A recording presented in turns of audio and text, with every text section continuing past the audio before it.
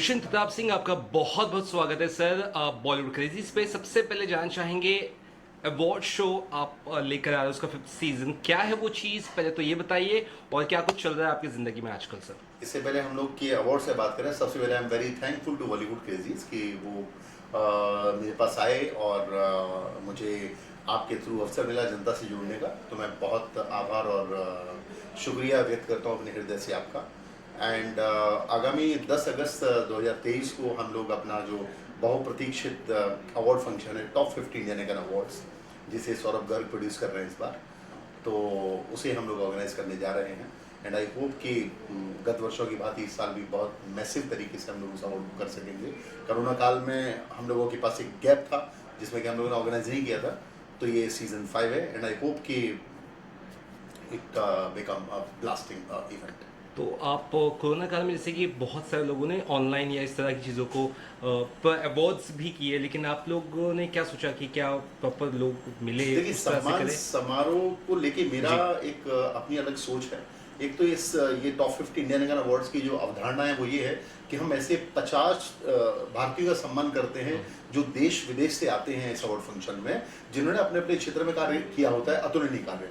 अब उसको डिजिटल करना, ऑनलाइन करना, एक तो ऑडियंस नहीं जुड़ पाती, लोगों को पता ही नहीं किसको क्या हुआ, तो मुझे नहीं लगता कि उनको वो अप्रिसिएशन हम दे पाते हैं ऑनलाइन तरीके से जो उन्हें एग्जैक्टली मिलना चाहिए।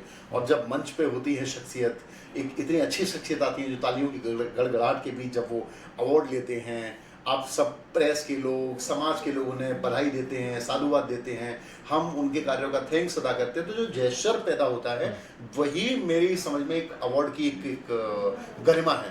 तो मुझे उचित नहीं लगा कि मैं ऑनलाइन कर दूं, तो इसीलिए अब हम लोगों ने एक लंबा ब्रेक लिया, then we come with the season 5। कितने क्षेत्र के या किस क्षेत्र के कितने लोगों को मिल रहा है बहुत इस साल? ये क्योंकि जैसा कि टाइटल से ही स्पष्ट है, टॉप 50 इंडियन एगन अवार्ड, अच्छा। हम लोग 50 भारतीयों का सम्मान करते हैं। और वो ऐसा नहीं कि हमने कोई कैटेगरी फिक्स कर रखी है कि एंटरटेनमेंट ही होगा, सोशल ही होगा, एजुकेशनल ही होगा।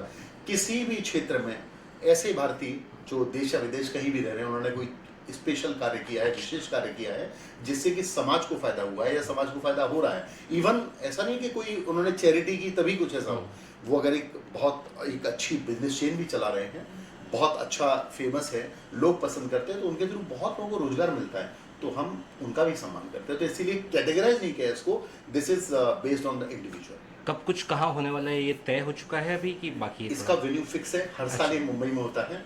There is a auditorium called Bhakti Kala क्षेत्र, इस्कॉन के प्रांगण में है। अच्छा। बड़ा खूबसूरत है और बहुत मैसिव ऑडिटोरियम है, साथ में ह्यूज पार्किंग है, you can park more than 500-600 cars there, और जुहू जैसी जगह पे है। तो मैं नहीं समझता कि एक अच्छे कार्य के लिए इससे अच्छी कोई जगह और हो सकती है। सिलेक्शन प्रोसेस कैसा होता है, जैसे कि भाई इसी इंसान को चुनना है या इसी महिला को चुनना है या इसी सर को चुनना है? We have a jury members. अच्छा। तो हम लोग अपने सोर्स जैसे गेटवे ओपन कर देते हैं, ऐसे हाँ। आज आपसे बात हो रही है, तो लोग they can find on the Google कि कैसे अप्लाई करेंगे।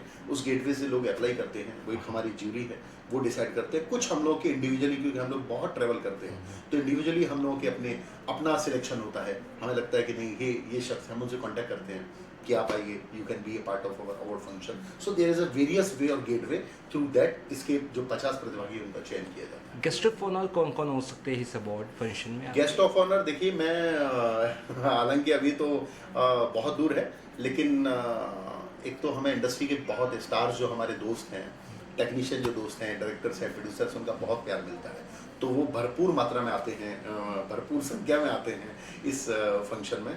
इसके अलावा मैं इस साल एक्सपेक्ट कर रहा हूँ जो उत्तराखंड के माननीय मुख्यमंत्री हैं श्री पुष्कर सिंह धामी जी, और मैं महाराष्ट्र के भी कुछ सीनियर जो लीडर्स हैं उनको एक्सपेक्ट कर रहा हूँ। केरला से भी मैं ऑनरेबल सीएम या कुछ ऐसे लोगों को एक्सपेक्ट कर रहा हूँ, और साथ में मैं कुछ ऐसी देश की महान विभूतियों को इस बार एक्सपेक्ट कर रहा हूँ जिनसे कि मिलने का मौका बहुत कम लोगों को और कभी कभी मिलता है। यानी कि कोविड का तो एक 2 साल का 2.5 साल कुछ पीरियड था, यानी कि 3 साल बाद शायद आप पा रहे हैं, अगर मैं गलत नहीं हूँ जी तो। जी जी जी, actually it's on every year. तो एक तो ईयर का चेंज है, दूसरा अच्छा। बिकॉज मेरा जो ब्रेड बटर है वो डायरेक्शन है, जी। फिल्म मेकिंग है, तो हम लोगों ने बहुत सारे इधर प्रोडक्शन किए, तो उनका पोस्ट चल रहा था, तो मैं उतना समय नहीं निकाल पा रहा था। और ये अवार्ड मेरी एक तरह से आत्मा है। दो हम लोगों की प्रॉपर्टीज़ हैं, टॉप 50 इंडियन एगन अवार्ड और वर्ल्ड एगन अवार्ड, तो मैं इनको बड़ा टाइम देता हूँ, इनको 3-4 महीने चाहिए होते हैं।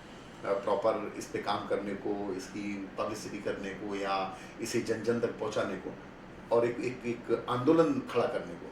तो उसके लिए डेफिनेटली मुझे भी समय की दरकार थी, तो वो समय हम लोगों ने लिया और ईश्वर कृपा से अब हम लोग ऑन एयर जाएंगे। Being a director, being an actor, आप काफ़ी मल्टीटास्किंग है सर, लेकिन अब ये जो क्षेत्र है इसके लिए वक्त कैसे आप निकाल पाते हैं? जैसे आपने खुद कहा आप काफ़ी बिजी रहते हैं क्योंकि इसके लिए टाइम देना पड़ता है, आप ऑर्गेनाइज करें, it's a big challenge, right?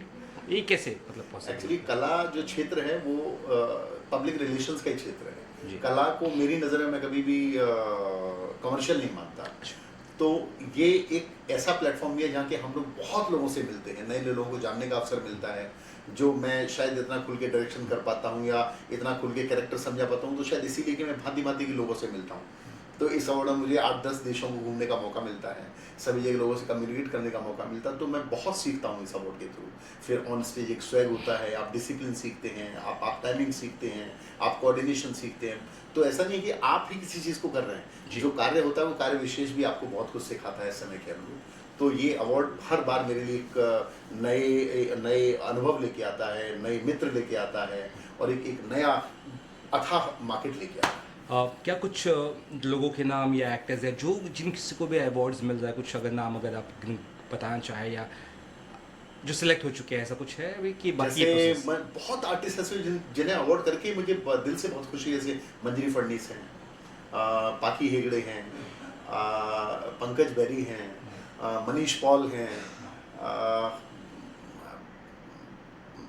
बहुत से नाम है, अजय भाम्बी हैं और there is a number of, मैं आप ऐसे पूछेंगे तो मेरे पास ऐसे गिनती नहीं है, बट इंडस्ट्री के बहुत से ऐसे पहलाज मेलानी जी हैं, बहुत सारे लोग हैं जिनको हम लोगों ने continue they are a part of our award function और हमें उन्हें सम्मानित करने का मौका मिला। जसविंदर नरूला हैं, तो ऐसे बहुत सारे नाम हैं। इस साल के कुछ नाम आपने गिना है कि बाकी अभी इस साल अभी अच्छा अभी चल रहा है, तो मैं अनडिस्क्लोज? definitely अभी अच्छा तो बहुत अच्छा मुलाकातें होंगी आपसे, अच्छा तो आपको हम लोग जी। एक प्रॉपर लिस्ट आ जाएगी अवार्ड से पहले अच्छा, किन किन को हम लोग फैसिलिटेट कर रहे हैं। लेकिन मैं ये उम्मीद करता हूँ कि इस साल का अवार्ड डेफिनेटली पिछली बार के हमने जितने भी सीजन किए उनसे एक और बेहतर प्लेटफॉर्म पे लोगों को नजर आए। इसके अलावा जानना चाहेंगे क्या कुछ कर रहे हैं, क्योंकि हाल फिलहाल में आपकी एक फिल्म भी रिलीज हुई थी, आगे क्या कुछ कर रहे हैं आप? मेरी अभी 3 प्रोजेक्ट रेडी हैं जी। जो वो रिलीजिंग पे हैं और बाकी हम लोग कुछ और प्रोजेक्ट्स पे काम कर रहे हैं। तो मैं समझता हूँ ईश्वर कृपा रहेगी तो विद इन अ मंथ हम एक और अनाउंसिंग के साथ और काम शुरू करें। अवार्ड्स वगैरह इसके अलावा कुछ आप कर रहे हैं अवार्ड्स के क्षेत्र में, कुछ ऑर्गेनाइज करें इसके अलावा? नहीं, अवार्ड्स तो हम लोग के 2 फ्लैगशिप फंक्शन है। अच्छा। एक हम लोग top 50 Indian icon award Indians के लिए होता है और वर्ल्ड आइकन अवार्ड हम लोग हर साल ओवरसीज में ही करते हैं, वो फॉरेनर्स के लिए होता है। तो हम लोगों ने शुरू किया था दुबई से, देन श्रीलंका, देन थाईलैंड। तो इस बार we are under process selection of the country. तो आई बिलीव कि 1 या 1.5 महीने वो ही फाइनल हो जाएगा। तो इसके इमीडिएटली बाद we start work on the world icon award as well. मेरे जो शूटिंग्स और रिलीज है वो भी चलते रहेंगे कंटिन्यू। बहुत बहुत शुक्रिया आपसे बात करने के लिए। Thank you so much. और Thank you. मेरी बॉलीवुड क्रेजी के जितने भी जो सब्सक्राइबर हैं, जो इसके दर्शक हैं, मैं उनसे कहूँगा कि आपको एक अच्छा स्वस्थ मनोरंजन देखना है और हम लोगों से या मेरे से और भी बड़े बड़े जो लोग हैं सेलिब्रिटीज, उनसे मिलना है, तो आप बॉलीवुड क्रेजी देखते रहिए और सब्सक्राइब कीजिए इसे। आई होप कि आपको बहुत अच्छा लगेगा। Thank you. जय हिंद। बहुत बहुत शुक्रिया सर।